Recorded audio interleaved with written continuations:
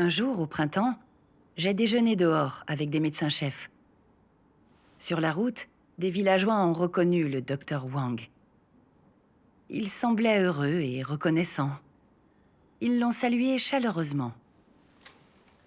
Quand ils ont vu qu'on cuisinait, ils se sont montrés très gentils. Dès qu'il nous manquait un ingrédient, les villageois nous l'offraient. À l'époque, certains produits de première nécessité étaient rares et coûteux. Il n'y avait pas beaucoup de lait. Les gens devaient faire la queue pour en avoir. Mais des gens qui travaillaient à la laiterie nous en ont apporté. C'était grâce à la réputation du docteur Wang. Elle leur a souri et les a remerciés. Je n'ai pas pu m'empêcher de l'envier et de penser... Les gens ont beaucoup d'estime à son égard. On la respecte partout et on se soucie d'elle. Elle n'a qu'à se montrer pour que, soudain, tout devienne facile. Alors que moi, je suis une clinicienne et personne ne me connaît. Je ne suis pas traitée pareil. Je reste dans l'ombre. J'étais déçue. Puis j'ai remarqué les cheveux gris du docteur Wang. J'ai encore toute la vie devant moi. Si j'étudie bien la médecine et que j'écoute les docteurs expérimentés, je finirai par être aussi célèbre et respectée qu'eux, pourvu que j'y travaille. Ensuite, après un mois d'efforts, je me suis retrouvée de garde toute seule et j'ai eu l'occasion de pratiquer la chirurgie. Ce n'était que le début. Je devais travailler plus dur. J'étudiais la théorie médicale en permanence. J'ai passé des tests et suivais des cours de rattrapage sur mon temps libre. Que je sois de garde ou non, s'il y avait une opération à faire en urgence, je ne laissais jamais passer une occasion de pratiquer la chirurgie. Il m'arrivait même parfois d'avoir faim en opérant. Mais je n'y pensais pas. Parce qu'en chirurgie, on n'a pas le droit à l'erreur. Il arrivait que je travaille 24 heures d'affilée. Et quand je sortais du travail, j'étais réellement épuisée. Tout ce que je voulais, c'était me reposer. Je me souvenais alors que mon père disait souvent « sans effort, pas de réconfort » et qu'il fallait travailler dur pour y arriver. Alors, je me forçais à persévérer et à travailler très dur. Quand je rentrais chez moi le soir, je me couchais tout de suite. Je m'étirais pour détendre mon corps endolori. Quand je fermais les yeux, avant de dormir, je revoyais dans ma tête tous les détails d'une opération. Je craignais que ma fatigue mentale me fasse commettre une erreur en salle d'opération. Je pensais à d'anciens collègues qui avaient commis de petites erreurs et à qui on avait interdit d'opérer. S'il y avait un problème, je ne connaîtrais jamais le succès. Alors, je me sentais inquiète, fatiguée et anxieuse. J'étais vraiment épuisée. Parfois, je pensais à une opération prévue pour le lendemain.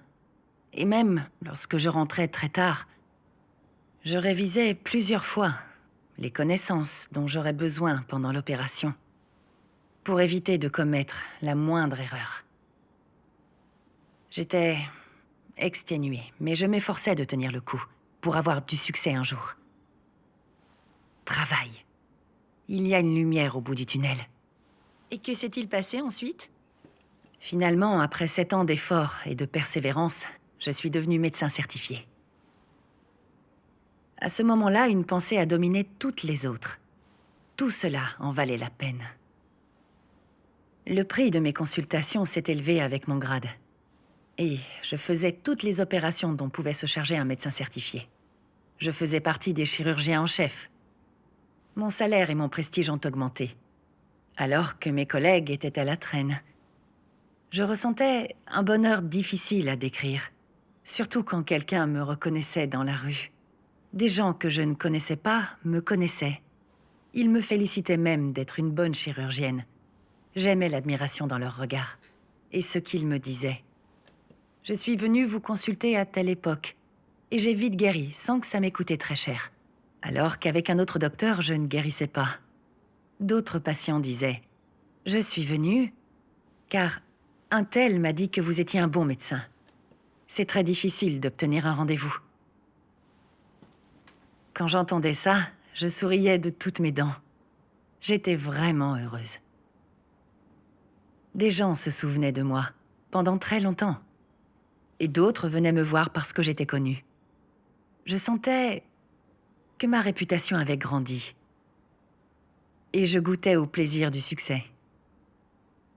Mais une fois la joie passée, je me disais que j'avais encore du chemin à parcourir pour être médecin traitant et pratiquer des opérations d'encore plus haut niveau. Les patients m'admireraient encore plus et davantage de gens viendraient me voir. N'aurais-je pas encore plus de valeur à leurs yeux?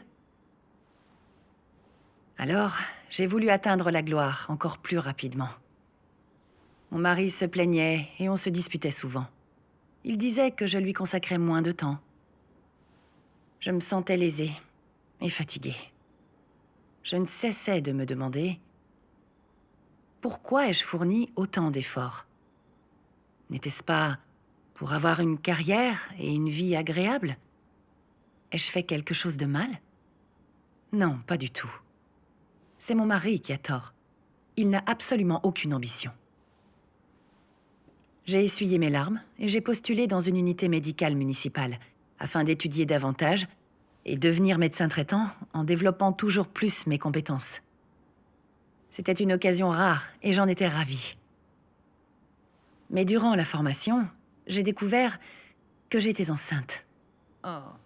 Cette nouvelle m'a perturbée. Je pensais vraiment que ce n'était pas le moment d'avoir un enfant. J'avais fourni tant d'efforts afin d'avoir cette chance. Je ne pouvais pas renoncer à mes projets à cause d'une grossesse. Mais j'ai pensé au bébé. Je ne voulais pas avorter. Et puis, comme je restais debout pendant de longues périodes quand j'opérais, que je travaillais trop, et que je sautais des repas pour pratiquer des opérations en urgence, j'ai fini par faire une fausse couche. Mais je n'ai pas arrêté de rechercher la gloire et la fortune. On m'a retiré le fœtus. Le lendemain, j'ai voulu retourner travailler. Mais ce jour-là, mon corps était trop faible. J'ai cru que j'allais m'effondrer. J'avais mal au ventre et je n'avais plus de force. Je n'ai rien pu faire d'autre que de rester couchée et me reposer.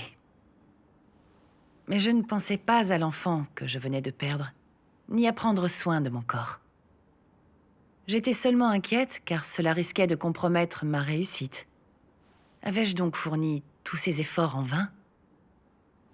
Après 7 autres années de travail épuisant, j'ai enfin obtenu le poste de médecin traitant dont j'avais rêvé. Tous les patients que j'avais traités me saluaient lorsqu'ils me voyaient. Et ils disaient à leurs proches « C'est le docteur Tian qui m'a opéré et qui m'a sauvée ». Certains venaient chez moi pour m'offrir toutes sortes de spécialités locales. D'autres m'apportaient des cadeaux et des bons d'achat pour exprimer leur gratitude. Parfois, quand je mangeais au restaurant, quelqu'un payait mon addition sans me le dire. Même si les gens avaient tendance à m'envier pour ça, mon bonheur n'était jamais que temporaire. Personne ne savait combien d'efforts j'avais dû fournir. Lors d'une opération, la moindre erreur peut avoir de très graves conséquences. J'avais toujours peur de commettre une erreur qui ruinerait ma carrière. Je me montrais très prudente. Je marchais sur des œufs. Je me suis infligé tant de stress. C'en était devenu trop. J'étais en mauvaise santé et je ne pesais plus que 40 kilos.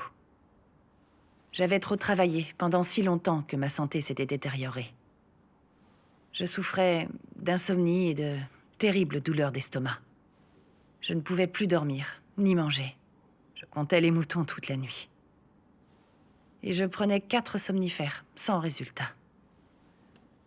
Pendant la journée, j'étais dans un état second et sans aucune force. J'avais les jambes lourdes, comme si elles étaient en plomb. C'était extrêmement dur. Je ne pouvais pas m'arrêter de penser... Les gens m'admirent et j'ai une position respectable. Mais je ne peux ni manger, ni dormir, normalement. Je voulais même fuir le travail, tout fuir et simplement bien dormir. C'était devenu utopique. Le pire, c'était que quand j'avais besoin de soins et d'attention, mon mari était dehors en train de boire et s'amuser. Et je devais rester seule avec ma peine. Durant ces nuits, je me sentais malheureuse et impuissante. J'avais du mal à dormir, et je rêvais souvent que j'étais perdue dans le noir. Incapable de voir où j'allais et de retrouver ma route. Je me débattais et j'étais effrayée. Une fois, je me suis réveillée en criant. J'avais le front trempé de sueur. Je me suis assise au bord du lit et j'ai pensé à mes patients. Et au sentiment de fierté, de ma famille. Mais je souffrais toujours autant. Je repensais à tout ce que j'avais fait, et je me demandais sans cesse. J'ai passé la moitié de ma vie à me donner du mal pour réussir. Finalement, à part quelques moments de gloire, il ne me reste rien qu'un mari absent et un corps qui souffre. Que n'ai-je pas bien fait? Comment faut-il vivre pour avoir une vie qui ait du sens? Je voulais vraiment me délivrer de la douleur. J'ai consulté une voyante, j'ai cherché des réponses dans des citations de gens célèbres. Et je me suis intéressée à l'énergie positive. J'ai cherché des réponses dans le bouddhisme, mais je n'ai rien trouvé. Et mes problèmes n'étaient pas réglés. Quand mes souffrances sont devenues intolérables, quand j'ai perdu espoir dans la vie, et que je n'ai plus su quoi faire, la grâce de Dieu Tout-Puissant est venue à moi. Et alors, j'ai trouvé les réponses dans les paroles de Dieu. Les paroles de Dieu disent: les gens pensent qu'une fois qu'ils ont la gloire et le gain, ils peuvent ensuite en tirer parti afin de jouir d'un statut élevé, d'une grande richesse et de profiter de la vie. Avec la gloire et le gain, ils croient détenir une sorte de capital qui leur permet de chercher le plaisir et de jouir sans scrupule de la chair. Ils remettent volontiers, mais sans le savoir, leur corps, leur esprit, tout ce qu'ils ont, leur avenir et leur destinée, à Satan, pour obtenir le gain et la gloire qu'ils désirent. Ils le font en fait sans hésiter un seul instant, toujours ignorant de la nécessité de tout récupérer. Les hommes sont-ils encore maîtres d'eux-mêmes une fois qu'ils se sont réfugiés chez Satan et lui sont devenus fidèles de cette façon? Certainement pas. Ils sont complètement contrôlés par Satan. Ils sont aussi complètement tombés dans le bourbier et incapables de s'en libérer. Une fois que quelqu'un est plongé dans la gloire et le gain, il ne cherche plus ce qui est lumineux, ce qui est juste, ou bien ce qui est beau et bon. Car après ça, l'attrait de la gloire et du gain est trop fort. Et on peut les poursuivre toute sa vie et même pour l'éternité. N'est-ce pas vrai? Amen. Amen. Les paroles de Dieu ont éclairé mon cœur. Je me suis souvenue du déjeuner avec le docteur Wang, quand j'avais pensé que dès que j'aurais un statut et de bonnes compétences médicales, les gens me respecteraient, me traiteraient avec égard, et ma vie serait douce. J'avais accepté des poisons sataniques, comme un homme laisse son nom où il passe, se distinguer des autres et honorer ses ancêtres. Et l'homme cherche à s'élever, l'eau coule vers l'aval. Au point que la recherche de la fortune et de la gloire personnelle était devenue l'objectif principal de ma vie. C'est vrai. J'avais travaillé dur en permanence pour faire progresser ma carrière. Quand j'ai obtenu le respect des gens et leurs éloges, j'ai connu et apprécié le succès. Ce qui m'a poussée à continuer à suivre la mauvaise direction. J'ai consacré plus de 10 de mes meilleures années à poursuivre la gloire et la fortune. En sacrifiant ma famille et l'enfant que j'avais porté, je m'étais ruiné la santé et je me retrouvais avec un corps malade. Avant de faire tous ces sacrifices, j'aurais dû me demander: à quoi me servent la gloire et la fortune? À présent, je suis épuisée. et je souffre terriblement, alors que mon but est atteint. Il est clair que la poursuite de ces deux buts est le mauvais chemin. Oui. J'ai enfin compris que la quête de gloire et de fortune était une force maléfique, qui s'enroulait autour des gens et les étouffait à la manière d'une corde. C'était comme un joug sous lequel Satan m'avait placé, qui m'incitait à tout sacrifier. J'avais été, finalement, manipulée par Satan. C'est vrai. Comme les paroles de Dieu le disent,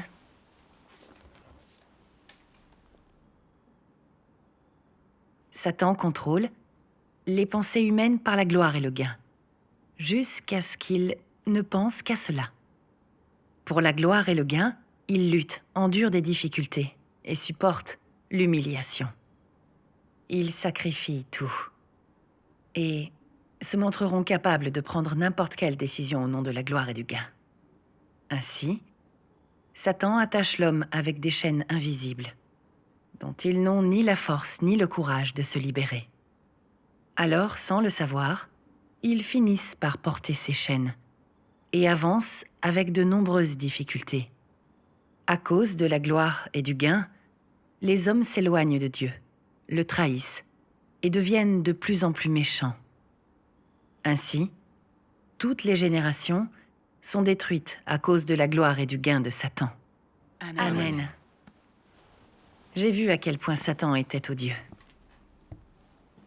Et j'ai chaleureusement remercié Dieu. Alors que Satan m'avait acculé, Dieu ne m'a pas seulement observé, il m'a tendu sa main salvatrice. Avec ses paroles, il m'a apporté du réconfort et aidé à trouver l'origine de mes peines. Seul Dieu aime vraiment les gens. Il est devenu chair pour exprimer la vérité, nous aider à distinguer le bien du mal, le positif du négatif. Je savais que je ne pouvais pas continuer à suivre le mauvais chemin et passer ma vie à rechercher la gloire et le gain. Je devais vénérer le Créateur. Amen. Après ça, j'ai passé une grande partie de mon temps libre à lire les paroles de Dieu et à échanger avec mes frères et sœurs sur ce que je ne comprenais pas, afin qu'on s'aide et se soutienne les uns les autres. J'ai vite compris certaines vérités et mieux saisi certaines choses, et mon esprit était plus détendu. Peu à peu, j'ai eu un sommeil de meilleure qualité et mes soucis de santé se sont arrangés. Je n'aurais pas vécu cela en poursuivant la gloire et le gain. Oui.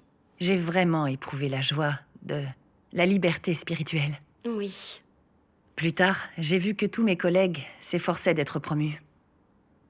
Des gens qui étaient moins compétents que moi, et même certains collègues que j'avais formés, devenaient tous professeurs adjoints. Je me suis dit que j'avais échoué quelque part. J'ai pensé que si je n'avais pas perdu 10 ans à cause de ma mauvaise santé, alors moi aussi, vu mes compétences, je serais devenu professeur adjoint. Mais sachant que je m'étais rendu malade à force de poursuivre les promotions, j'ai compris que c'était encore une ruse de Satan. Satan se servait de mes désirs pour me ramener dans le tourbillon de la gloire et du gain. Recommencer à les poursuivre pouvait même me tuer. Alors était-ce utile? Non. J'ai pensé à quelque chose que le Seigneur Jésus a dit. Et que servirait-il à un homme de gagner tout le monde s'il perdait son âme? Ou que donnerait un homme en échange de son âme? Amen. Oui. Et Dieu Tout-Puissant dit,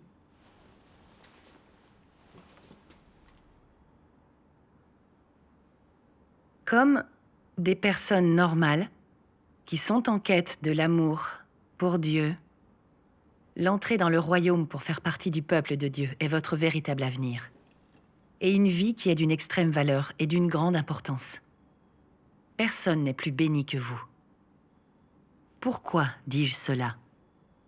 Parce que ceux qui ne croient pas en Dieu vivent pour la chair, et ils vivent ainsi pour Satan. Mais aujourd'hui, vous vivez pour Dieu, et vivez pour faire sa volonté. Donc vos vies sont de la plus haute importance. Amen. Amen. J'ai compris la volonté de Dieu grâce à ces paroles.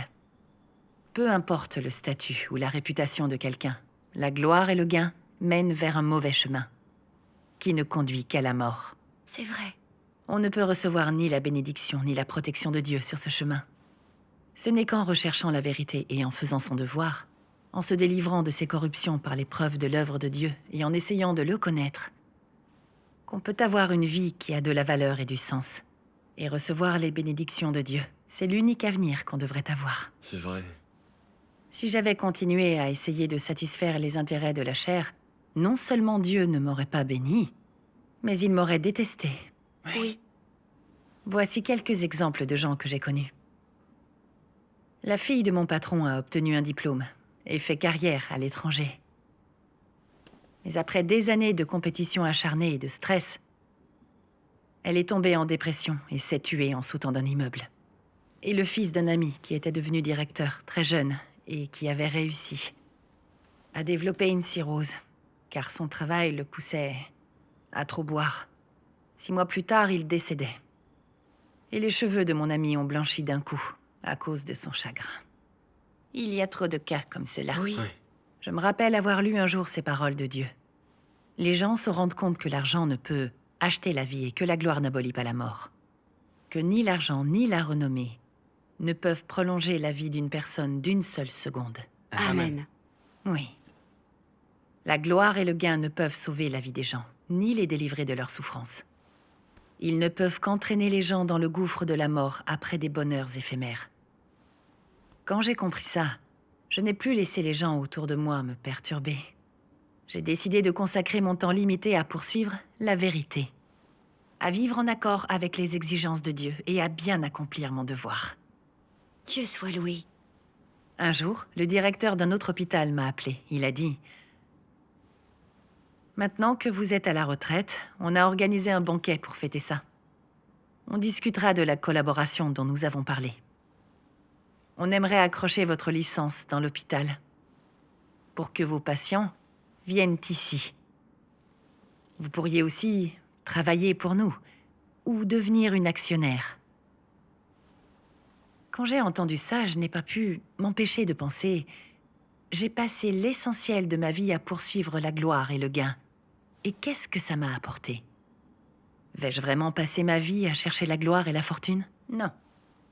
Il n'a pas été facile de me délivrer de la douleur de la quête de la gloire et de la fortune. Je n'ai pas envie de recommencer à compter les moutons la nuit ni de vivre dans l'inquiétude. J'ai goûté la quiétude que m'ont apporté la foi en Dieu et la compréhension de la vérité. Je devrais m'agripper à ce bonheur. En plus, même s'ils disent qu'ils veulent juste accrocher ma licence dans leur hôpital, je devrais quand même y aller en cas de problème. Pourrais-je encore accomplir mon devoir? Non. Non, Impossible. sûrement pas. J'ai pensé aux paroles de Dieu Tout-Puissant. À présent, chaque jour que vous vivez est crucial. Chaque jour est d'une importance capitale pour votre destination et votre destin. Alors, chérissez tout ce que vous avez aujourd'hui. Et aimez chaque minute qui passe. Consacrez autant de temps que possible à remporter les meilleurs gains, pour que cette vie n'ait pas été vaine. Amen. Oui, j'étais très chanceuse d'avoir eu l'occasion rare de trouver Dieu. C'était Dieu qui m'avait permis de trouver le sens de la vie et tirer du gouffre de la souffrance.